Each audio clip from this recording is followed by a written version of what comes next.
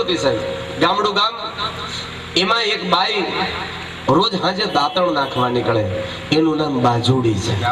બાજુડી નામની બાઈ હાંજ પડે દાંતણની જોડીઓ લઈ અને ઘરે ઘરે બબે દાંતણ નાખવા નીકળે. કોક હુકો રોટલો આપે તો લઈ લે, કોક ટાઢું શાક આપે તો એ લઈ લે, અને હાંજ પડે ઈ બાઈ હુકા રોટલા ને ટાઢા શાક લેતી લેતી બધાને દાંતણ દેતી આવે. પણ એમાં ગામધણી કહેવાય, એના ઓટલે જઈને પછી છેલ્લે છેલ્લે બાજુડી બેહે અને બેહીને કે બા વધ્યા છે એટલા બધા દાંતણ તમને આપું છો, અને એમ કે પછી દાંતણની જોડી છે ને આપી દે. અને ત્યારે ઈ ગામની ગરાહણી છે ને બાજુડીને કહેતી હોય, બાજુડી આટલા બધા દાંતણ આપસ તે હાવ હુકા રોટલા આપું હાલે નહીં, બાજુડી કાંઈક કહેતો તને આપું. અને ત્યારે ઈ બાજુડી નામની ગરીબ બાઈ, ગામના છેવાડે કુબામાં રહેવા વાળી બાઈ, ઈ એમ કહેતી હોય, બા બીજું તો કાંઈ નહીં પણ એક બે આના આપો, એક બે આના આપો, વધારે કાંઈ નથી જોતું. કે બાજુડી બે આનાનું શું કરીશ? કે બા બીજું તો કાંઈ નહીં, હું મારો બાજુડો છે ને એના રાજા મહારાજા જેવા શોખ છે બા, એ કાંઈ કરતો નથી, આખો દી તૂટેલ ખાટલા માથે બેહી રે બા.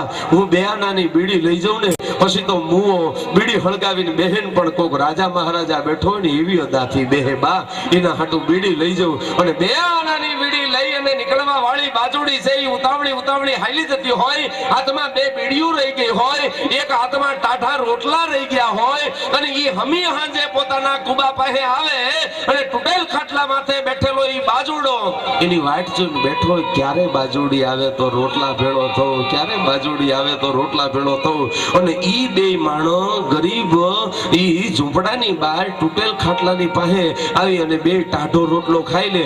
અને ટાઢો રોટલો ખાઈ લીધા પછી બાજુડો છે ઈ બીડી હળગાવી અને ઊંડા ઊંડા દમ લેતો હોય, ત્યારે બાજુડી કહેતી હોય કે મુઆ બાજુડા તને આવા શોખ છે પણ તને દમનું પાહું છે, એ બાજુડા હાચવજે હો, તને કાંઈક થઈ જાય ને તો હું ફાટી પડું, હું મરી જાઉં, તારા વિના જીવી ન શકું.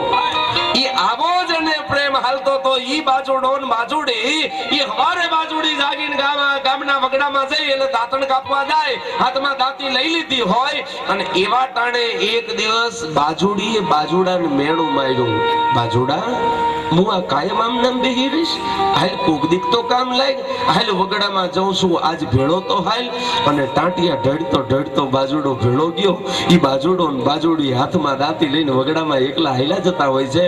પણ બરાબર 8 મહિનો બેહવાની તૈયારી હશે, ઈ વાદળા દેખાણા, પણ વાદળા દેખાણા ત્યાં તો જાણે કાળ ભાળી ગયો હોય એમ બાજુડી મૂંઝાવા માંડ્યો. બાપા મરી ગયા, એ બાજુડા હું તને કોઈ દી હું તને ભેળી નથી લાવતી, આજ તને ભેળો લાવ્યો, ભેળી લઈને નીકળી છું. તઈ જો આ વરસાદ વરસશે ને તું પલળીશ ને તો તને દમનું પાહું તને કાંઈક થઈ જશે, તો બાજુડા હું શું કરીશ, બાજુડા શું કરીશ? એ બાજુડા જો છાંટા આવવા માંડ્યા, ક્યાંક ઊભો રહી જા. અને એવા ટાણે ઈ બાજુડો ઊભો રહી ગયો અને બાજુડાને બેહાડી દીધો.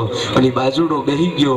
પછી બાજુડી છે ઈ તૂટેલ કોથળો હતો એનું છતર કરીને માથે ઊભી રહી. બાજુડા હું પલળું તો વાંધો નહીં, બાકી તને નહીં પલળવા દઉં, તું માંદો છું, તને દમનું પાહું છે, હું તો મૂવી પાણકા જેવી, મને કાંઈ ન થાય. અને ત્યારે બાજુડાએ બીડી હળગાવી અને તૂટેલ કોથળાની નીચે બેઠો બેઠો બાજુડો એટલું બોલ્યો તો, બાજુડી તું ઈ કોથળા હેઠે આવતી રે ને. અને કોથળા હેઠે બાજુડો ને બાજુડી બે બેહી ગયા, બેયે કોથળો ઓઢી લીધો. ત્યારે બાજુડો બાજુડીને કહે છે, બાજુડી બાજુડાને કહે છે, હે બાજુડા, હે બાજુડી, જેની પાસે તૂટેલ કોથળાય નહીં હોય એનું વરસાદમાં શું થતું હશે?